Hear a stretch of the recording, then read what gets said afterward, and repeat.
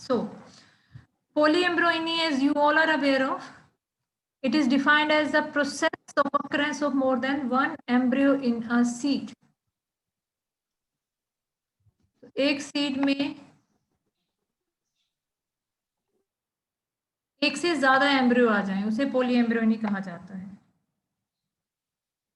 हमने डिस्कस किया है पिछले लेक्चर्स में, यही डिस्कस किया कि ये जो सीड्स हैं में जो एम्ब्रियो आया है, एक्स्ट्रा एम्ब्रियो, उसका ओरिजिन क्या है। क्या वो एम्ब्रियो सैक के विद इन कोई सेल है उसी से डिराइव हुआ है, या फिर न्यूसेलस के सेल से डिराइव हुआ है, या इंटेगुमेंट से है। तो we have observed that there are multiple reasons, multiple factors that regulate the emergence or occurrence of these embryos in a seed, और सेल्स जो ओब्यूल के अंदर है वो कंट्रीब्यूट कर देते हैं in the development of these embryos. और ये भी देखा था कि ये जो एम्ब्रियोज हैं उनमें से कुछ ही only one embryo is successful, otherwise बाकी सारे जो है कुछ मेच्योरिटी अटेन करने के बाद कुछ टाइम के बाद वो डीजनरेट कर जाते हैं, जब अपनी एक्टिविटी स्टॉप कर देते हैं। अब हम डिस्कस करेंगे कि ये पॉलीएम्ब्रॉयनी तो हमने ऑब्जर्व कर ली, so what are the reason, what are the causes behind polyembryony. एक प्लांट पॉलीएम्ब्रॉयनी शो ही क्यों करता है। तो बहुत सारे थ्योरीज आई, बहुत सारे हाइपोथेसिस आई, बट कोई भी कन्विंसिंग नहीं थी। तो हेवरलैंड ने जो हाइपोथेसिस पुट फॉरवर्ड की थी 1921-22, दैट वाज बिट कन्विंसिंग। उन्होंने उसे कहा था नेक्रो hormone theory. नेक्रो hormone theory means necrosis means dead cells, hormone mean hormone. तो यहाँ पे जो डेड सेल्स होंगे वो हार्मोन प्रोड्यूस करेंगे, dead cell or degenerating cell. So he regarded the degenerating cells of nucellus as source of stimulus for the adjacent cells to divide and form adventive embryos. तो nucellus के जो डीजेनरेटिंग sales होते हैं वो stimulus provide करते हैं, means वो ऐसा कोई केमिकल सिक्रीट करते होंगे जो स्टिमुलस का काम करता है, और जिसकी हेल्प से जो एडजेसेंट सेल्स हैं वो डिवाइड करना शुरू कर देते हैं और वो एम्ब्रियोज बना देते हैं। हेवरलैंड ने एक एक्सपेरिमेंट भी किया। उन्होंने क्या किया कि ओइनोथिरा प्लांट जो है उसमें एडवेंटिव एम्ब्रियो पॉलीएम्ब्रियोनी इंड्यूस की। Now see how, what he did is कि उसने एक फाइन नीडल ली, फाइन नीडल से ओवरी के सेल्स को कहीं कहीं प्रिक कर दिया। अब प्रिक करने के बाद कोई ना कोई सेल जो है वो डैमेज हो गया होगा ओवरी का। डैमेज होने के बाद जैसे उसकी थ्योरी थी नेक्रो हार्मोन थ्योरी, कि उन डैमेजिंग सेल्स ने, उन डीजनरेटिंग सेल्स ने कोई केमिकल प्रोड्यूस किया, और वो केमिकल जो है उसने इंडक्शन का काम किया, उसने इंड्यूस किया न्यू सेलर सेल्स को टू फॉर्म एडिशनल एम्ब्रियोज। तो उसने उसी ओवरी में से ही फाउंड कि एक ओब्यूल में से उसे 2 एम्ब्रियोज मिले which he consider to be of nucellar origin.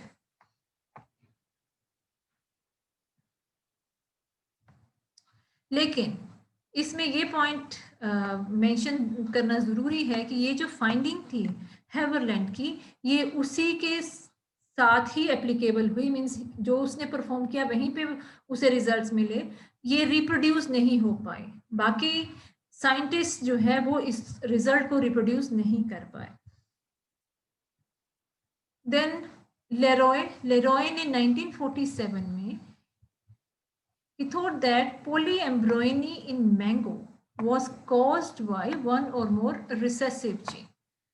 तो उसका ओपिनियन था कि जो पॉलीएम्ब्रॉयनी है मैंगो में, it is caused by one or more recessive gene.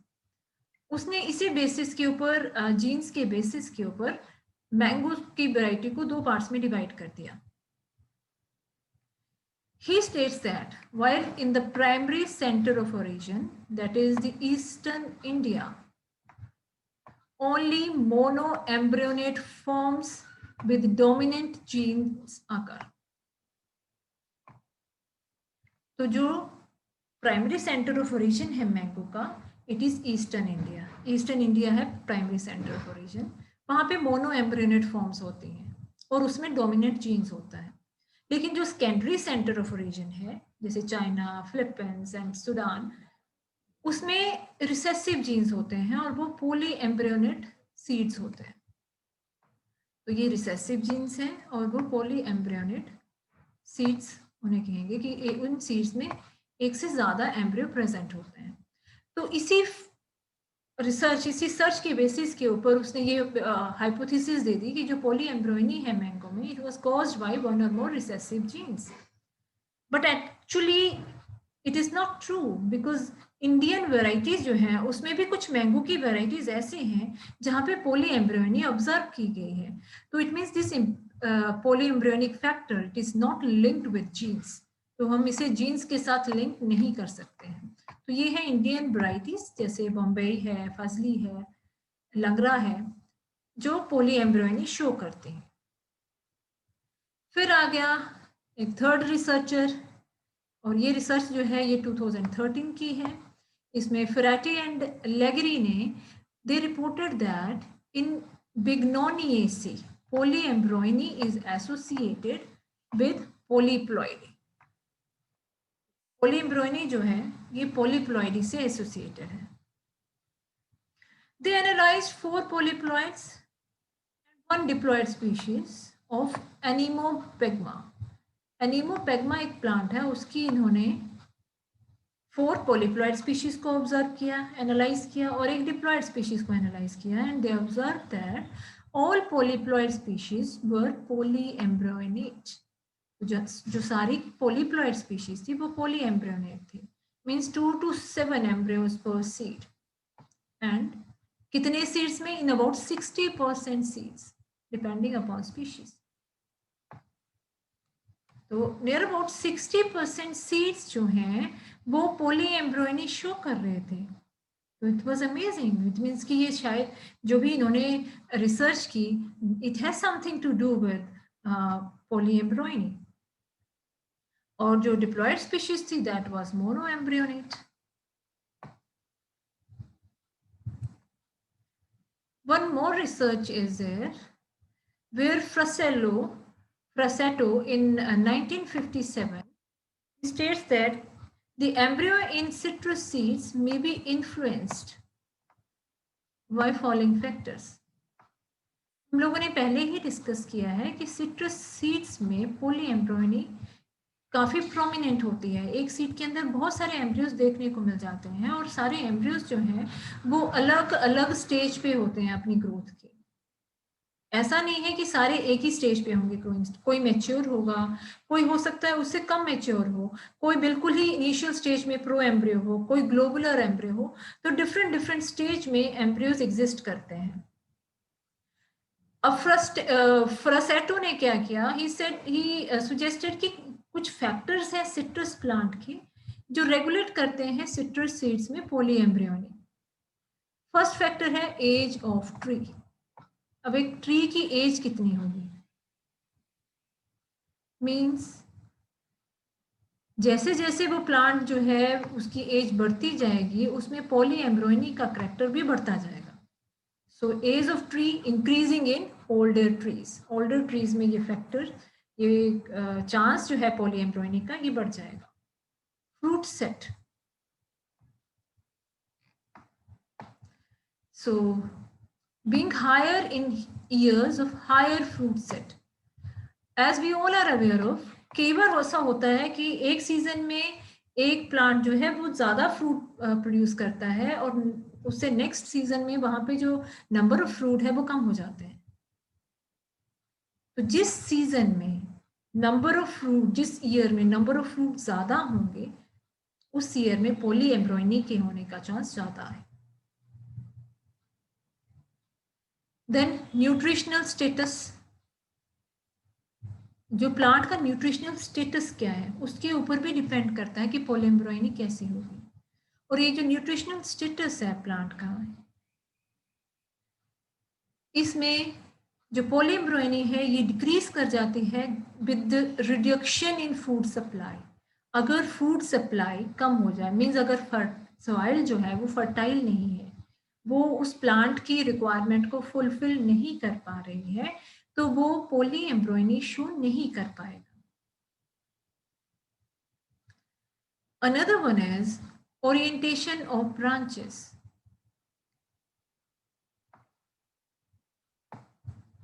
इसमें है कि अगर कोई ब्रांच जो है it is higher on the northern then on the southern branches, तो जो नॉर्दर्न साइड होगी वहां पे हायर पोली एम्ब्रॉयनी शो करेगा एक प्लांट में, जो सदर्न और साउथ वर्ल्डली डायरेक्टेड ब्रांचेस होंगी वहां पे ये कम पोली एम्ब्रॉयनी शो करेंगे सिट्रस प्लांट। तो ये तो थी फ्रूसेटो की स्टडी, जिसमें उसने age of tree, fruit set, nutritional status and orientation of branches, इनको कहा कि these are the factors that influence polyembryony in citrus seeds. बाद में जब और रिसर्च हुई देन कुछ और फाइंडिंग्स जो है वो सामने आई कि जो मोनो एम्ब्रियोनेट कंडीशन है कुछ स्पीशीज की सिट्रस के, they had been ascribed to the synthesis and release of certain volatile and non-volatile embryogenic inhibitors in their ovules, which do not occur in the ovules of embryonate, polyembryonate species. तो citrus के case में जो mono एम्ब्रियोनेट species है उनके ovule में कुछ एक volatile and non volatile embryogenic inhibitors जो हैं वो देखे गए थे, जो पोली एम्ब्रॉयनी को स्टॉप करते थे। और ये वाले केमिकल्स जो थे they were absent in case of polyembryonate species. As they were polyembryonate means their cells were stimulated by some kind of stimulus, जिसके कारण वो एम्ब्रियोजेनेसिस शो करना शुरू कर देते हैं। लेकिन जो मोनो एम्ब्रियोनेट है उसमें ऑलरेडी केमिकल्स हैं कि वो उन केमिकल्स की फॉर्मेशन को स्टॉप कर देता है और वो उन सेल्स को वो स्टिमुलस और वो ट्रिगर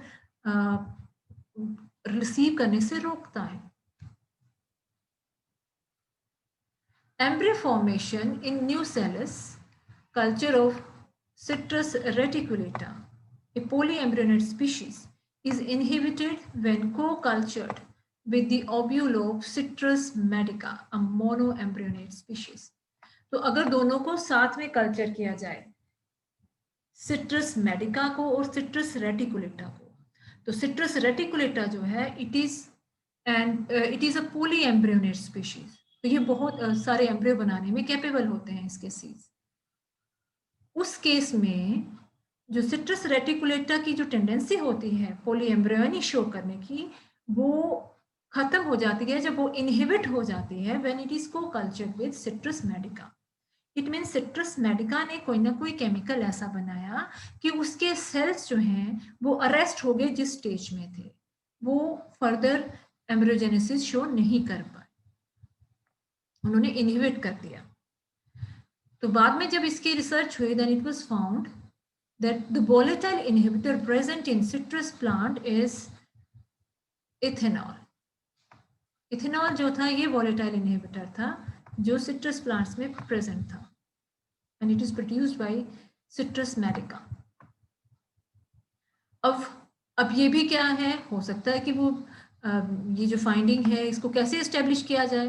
सो इसको भी एक्सपेरिमेंटली एस्टेब्लिश किया गया था कि when applied at a concentration equal to that produced by ovules of citrus medica, ethanol markedly inhibited embryogenesis in carrot tissue cultures. तो जो कैरेट टिश्यू कल्चर्स थे, अगर उसमें उतनी ही क्वांटिटी में इथेनॉल अप्लाई किया जाए जितना इथेनॉल सिट्रस मेडिका के ओव्यूल में प्रोड्यूस होता है, तो वो एम्ब्रियोजेनेसिस को इनहिबिट करता है। ये तो हो गया फिर volatile inhibitor. The other chemical which was responsible for inhibition, they were non-volatile components। तो जो नॉन वॉलेटाइल कंपोनेंट है उस कैटेगरी में आ जाते हैं indole acetic acid, indole butyric acid, and gibberellic acid. So these are non-volatile inhibitors. तो ये chemicals जो हैं ये पोली एम्ब्रॉयनी को इनहिबिट करते हैं। तो इससे ये तो क्लियर हो गया कि जो पोली एम्ब्रॉयनी है इसको इनहिबिट करने के लिए these chemicals are responsible, और जो प्रमोट करने के लिए वो हमने देख लिया वो फैक्टर्स जो सुजेस्ट किए थे 4 फैक्टर्स कि उसकी एज के ऊपर भी डिपेंड करते हैं, वो कैसी सॉइल में ग्रो कर रहा है उसके ऊपर भी डिपेंड करते हैं, उसमें ब्रांचिंग पैटर्न कैसा उसके ऊपर भी डिपेंड करते हैं, और उसमें फ्रूट सेट कैसा है उसके ऊपर भी डिपेंड करते हैं। So these are the 4 factors अगर हम सिट्रस की ही स्पेसिफिकली बात करें तो। So, our next topic is somatic embryogenesis. हाँ जी, कौन बताएगा भाई जरा इसकी थोड़ी सी डेफिनेशन बता दो अभी सोमैटिक एम्ब्रियोजेनेसिस की। Nisha, what do you mean by somatic?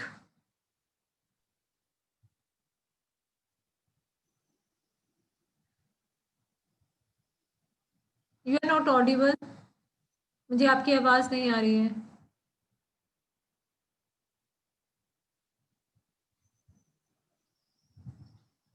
Ma'am जिनमें सोमैटिक सेल्स इंक्लूड हो गए एम्ब्रियोजेनेसिस में। Somatic cells means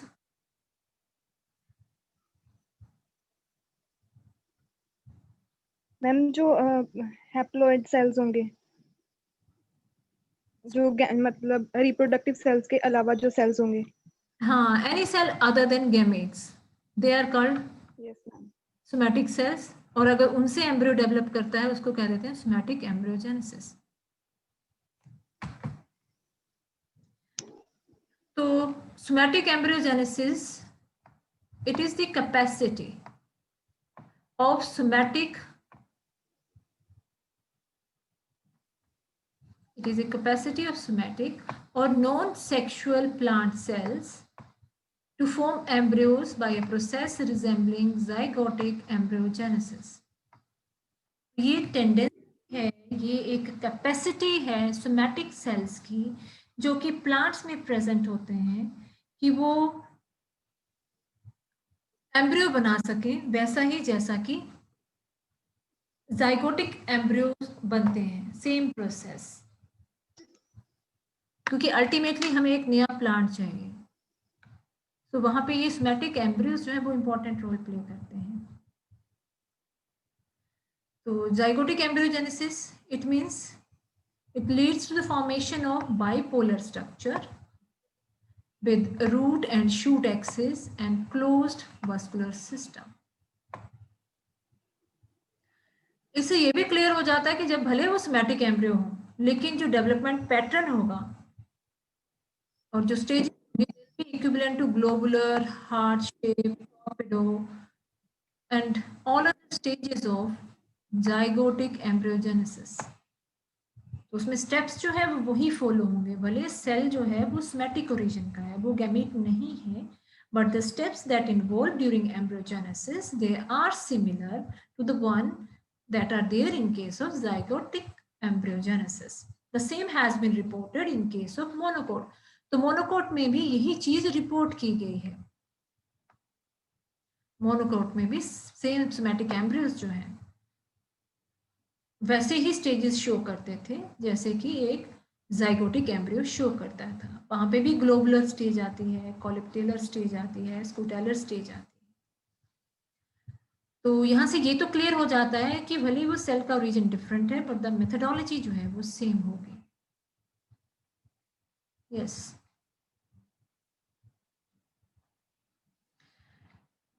one more thing कि पहले यही कहा जाता था कि जो जाइगोट है it has the capacity, it is the only cell present in the plant body which has the capacity to produce embryo. But जब से ये सोमैटिक के एम्ब्रियोजेनेसिस की बात हुई तो ये क्लियर हो गया कि जरूरी नहीं है उस मैजिकल वाटर के अंदर जो एम्ब्रियो सैक के अंदर ही स्ट्रक्चर हो वही एम्ब्रियो बना सकते हैं।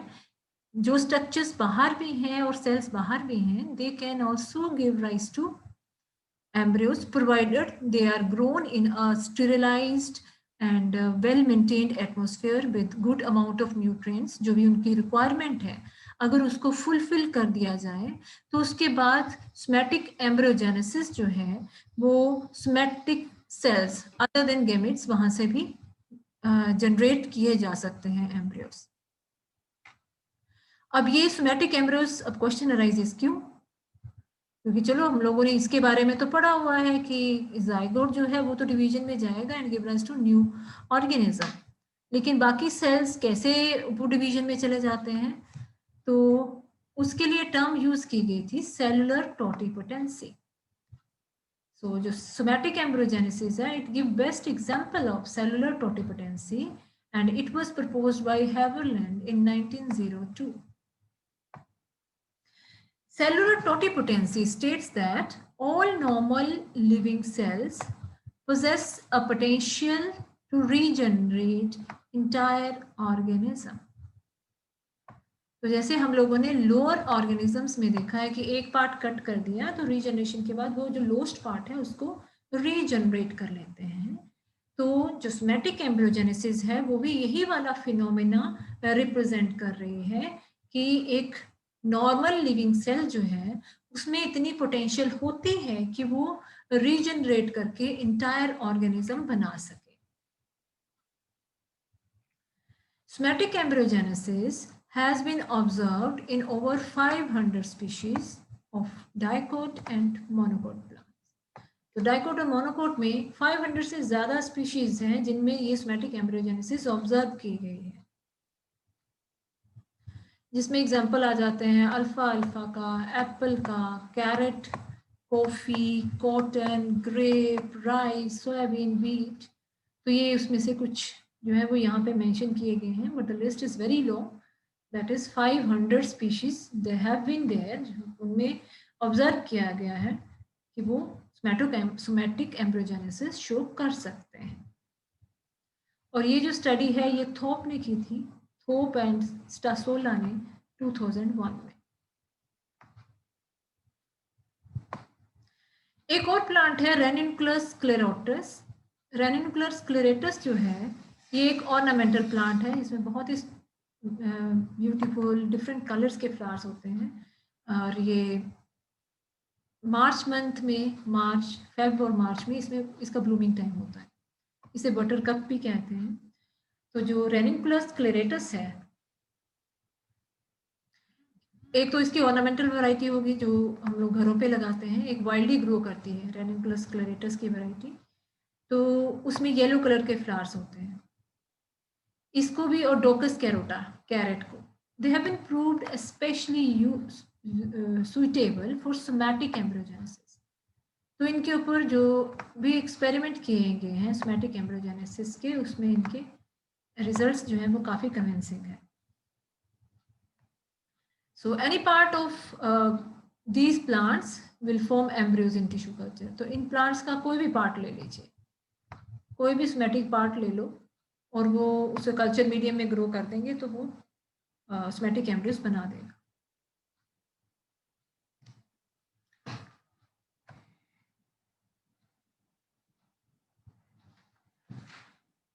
अब क्वेश्चन अराइजेस कि एक सोमैटिक एम्ब्रियो बनाने के लिए क्या क्या कंडीशंस होंगी, क्या वो ऐसे ही बन जाते हैं, कैसी लैब होगी, क्या क्या हम कंडीशंस उसको प्रोवाइड करेंगे?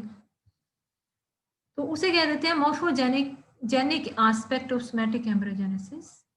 And this section deals with the description and evaluation of factors involved in the manipulation of cultures to achieve somatic embryogenesis.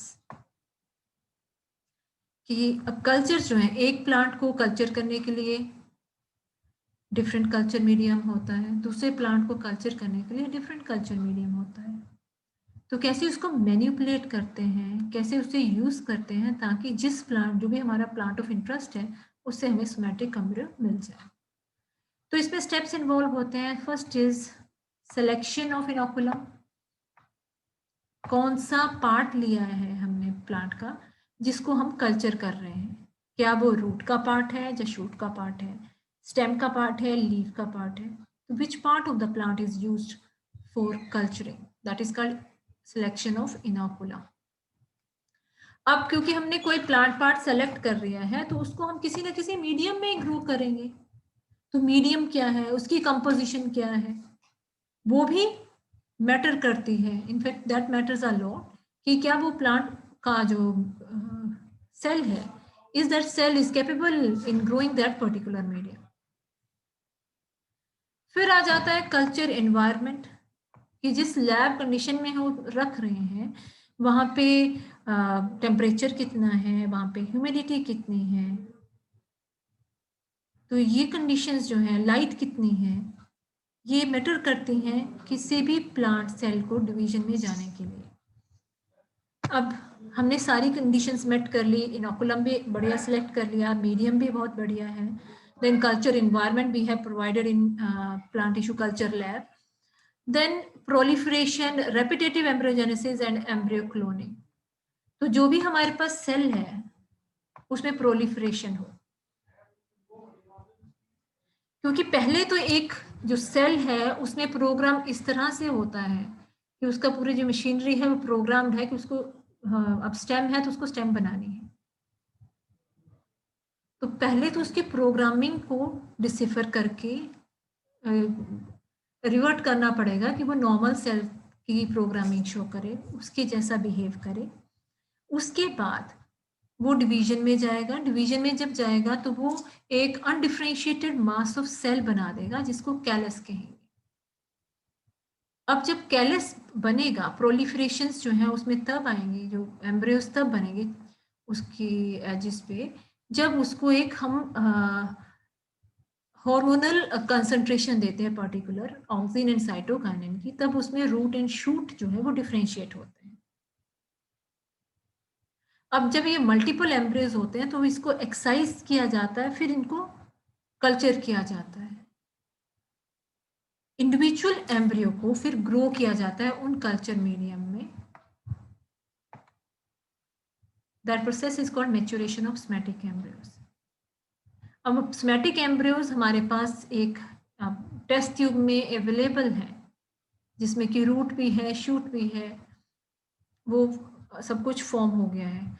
अब इस सोमैटिक एम्ब्रियोज को, क्योंकि हमारा पर्पस ये नहीं है कि हमें लैब में जनरेट करके रखने हैं बहुत सारे सोमैटिक एम्ब्रियोज और उसे दिखाना है कि yes this can be generated through somatic cells. No, our purpose is to utilize this or exploit this practice for the production of different plants in multiple numbers in short period of time. तो उसको वहां से निकाल के उसको germinate किया जाता है. पहले तो जर्मिनेशन जो है वही कंट्रोल कंडीशन में होगा. अगर वो पोर्ट में भी लगाते हैं तो वो पोर्टेड कंडीशंस भी बहुत ही कंट्रोल्ड होंगी, क्योंकि जब ये प्लांट जनरेट होता है, ये जनरेट हो रहा है सारा एक स्टेरिलाइज कंडीशंस में जहाँ पे इन्फेक्शन नहीं हो रहा था. लेकिन जब इसे हम शिफ्ट करेंगे नॉर्मल इन्वायरमेंटल कंडीशंस में तो इस प्लांट्स को बहुत सारी एडवर्सिटीज फेस करनी पड़ेगी. वो कंडीशंस कंट्रोल नहीं होंगी. हो सकता है किसी दिन बहुत ज़्यादा धूप हो जाए, हो सकता है किसी दिन बहुत ज़्यादा बारिश हो जाए. तो ये सारे कंडीशंस को ये प्लांट जो है वो फेस कर सकता हो, तभी उसको हम अपनी जो रिसर्च है उसको सक्सेसफुल कह सकते हैं. तो ये जो जर्मिनेशन एंड कन्वर्शन है, जो लास्ट स्टेप है, ये इसी को सिग्निफाई करता है कि जो प्लांट होंगे वो जर्मिनेशन कैपेसिटी रखेंगे और उनको कन्वर्ट किया जा सकता है उस फॉर्म में जो कि कमर्शियली जिसको यूटिलाइज किया जा सके, जिसको फील्ड में प्रोपेगेट किया जा सके. So that's all. ये जो सारे स्टेप्स हैं वो हम डिस्कस करेंगे